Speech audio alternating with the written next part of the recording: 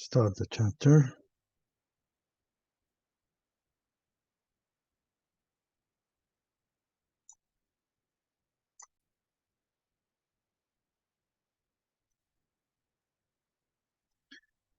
So far, we've been covering the leading situation. So we went and covered the planning, organizing, and now we're in the leading, and we're trying to understand the group and team.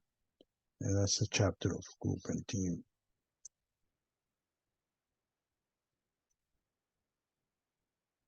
So what is a team? Team is individual act differently in teams usually than they do when they are alone. So it's important to know what is a team. There is what you call work teams. Work on a common goal, teams that work on a common goal using a positive strategy, positive synergies, accountabilities, and complementary skills. And synergy, which is about the performance level, is greater than the sum of individual input. Excuse me. So if you sum all the individual input, you will see in the synergy, the performance level is much higher. And then you have what you call informal group. And in the informal group are the social and occur naturally in the workplace in response to the need for social contacts. There is type of teams, which is we have cross-functional teams, we have problem-solving teams, we have self-managed or self-managed teams, we have the advisory teams, and we have the virtual teams. And these teams we'll explain the description, each one of them, and where you find them sometimes. The stage of team development, it starts with the forming, is, as we saw in the video, people joining the team and define the team purpose. Then would you have the storming, which is intra-group conflicts that's happening. Then becomes things settled and becomes norming, which is the relationship developed, the team demonstrate cohesiveness. And then you have the performing, the group is fully functional, and turning when the group is finishing or leaving. This is the stage where we usually we have the team development. So there is this, at early stage, which is the forming kind of a dysfunctional teams, then become a potential team, then becomes a real team, and then become high performance team. We'll explain these according to the performance, time, and resource devoted to the team development. And as we said, is forming, storming, norming, and performing, and turning later. Turning team into team players, so individuals into team players, how we can turn individual into team players. First of all, there is a key aspect of group behavior that we need to take into considerations. First, we need to look at it, what's their roles. As roles, we divide the roles. And the role could be action-oriented roles like a shaper, implementer, completer, and finisher. And then you have people-oriented roles, which is the coordinator, team worker, resource investigator. And then you have the thought-oriented roles, which is somebody who plans, monitor, evaluator, and specialist. Then, beside that aspect of roles, there is norms. And it could be the norms about how much effort to put and the performance. And we can relate back to the motivation also, the performance and efforts. It should be there is a dress code, could be none.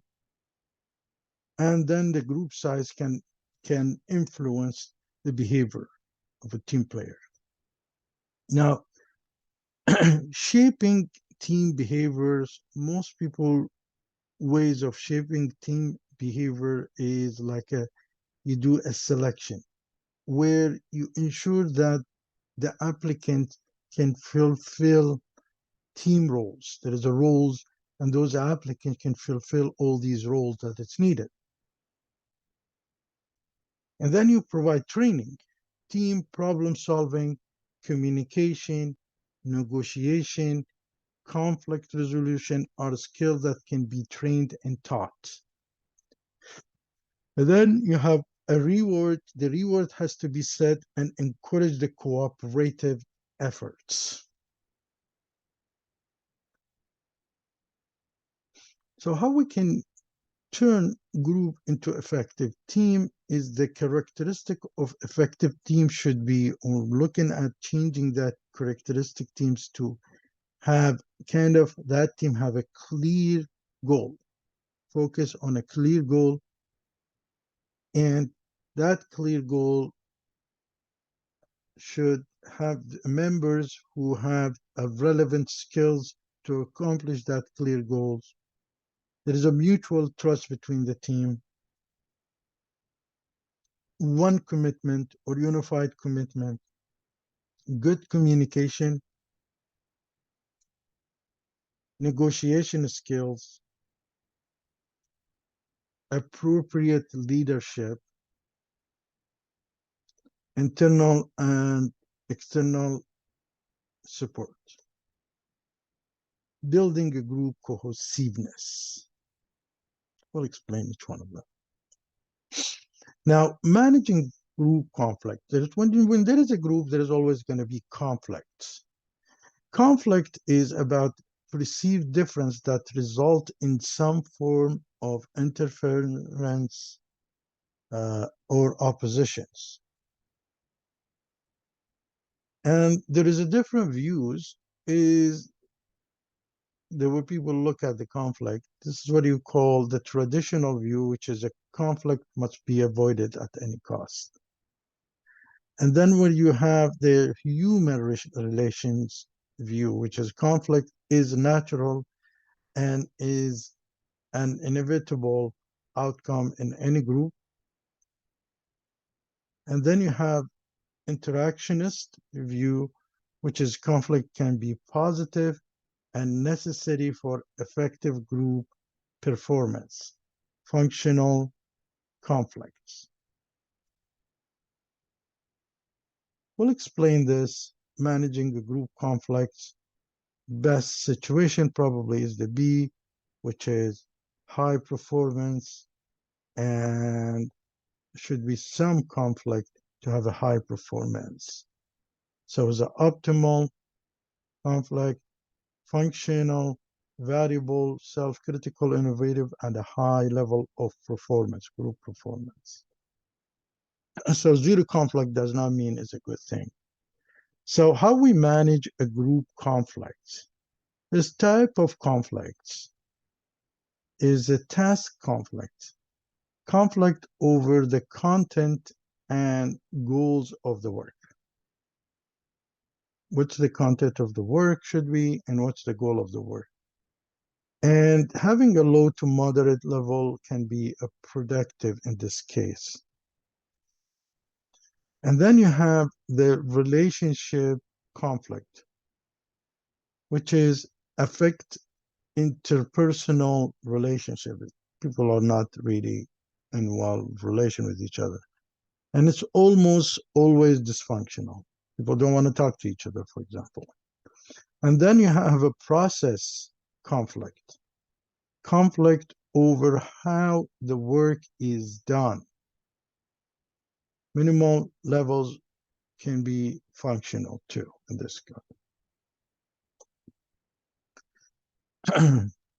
When conflicts become dysfunctional, manager can select from 5 conflict resolution options. So they have to analyze the situation and they can select one of these 5 of them.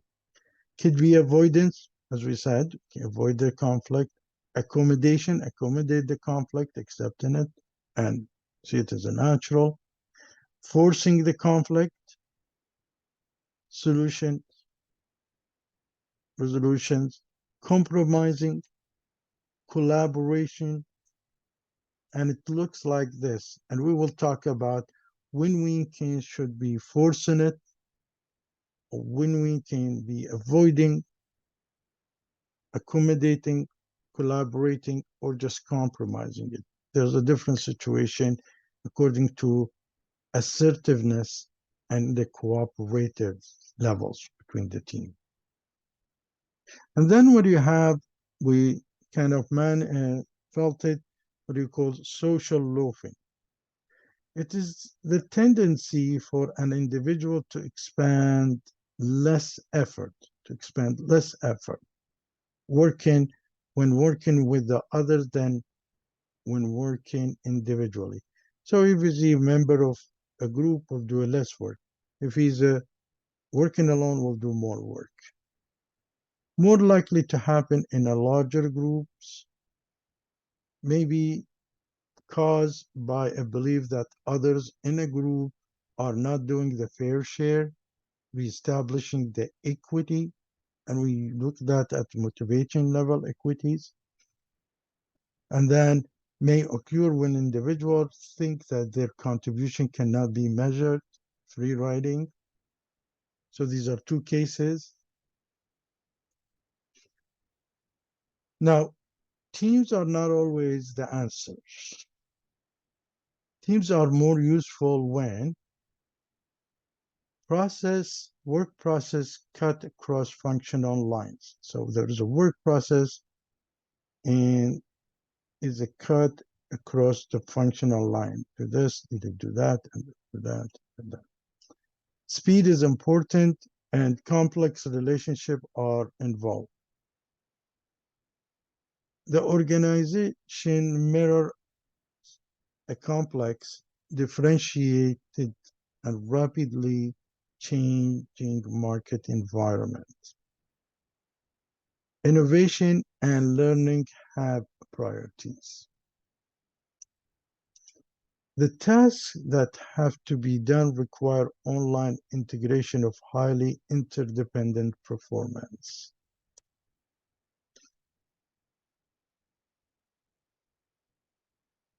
Now, if we look deciding when to use teams, use the teams if employees buy in on purpose. They know they agree on the purpose, buy in the purpose. Job cannot be completed unless people work together. Rewards can be provided for teams' performance. Ample resource and support are available. Teams have a clear authority over how work gets done. Strong, unambiguous management support. Now, when we cannot use a team, if individual would prefer working alone, the job tasks are independent or too interdependent. Rewards are more suited to individuals' effort and performance.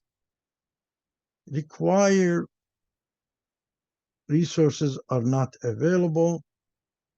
There is an autocratic management, rigid hierarchies, organization structure.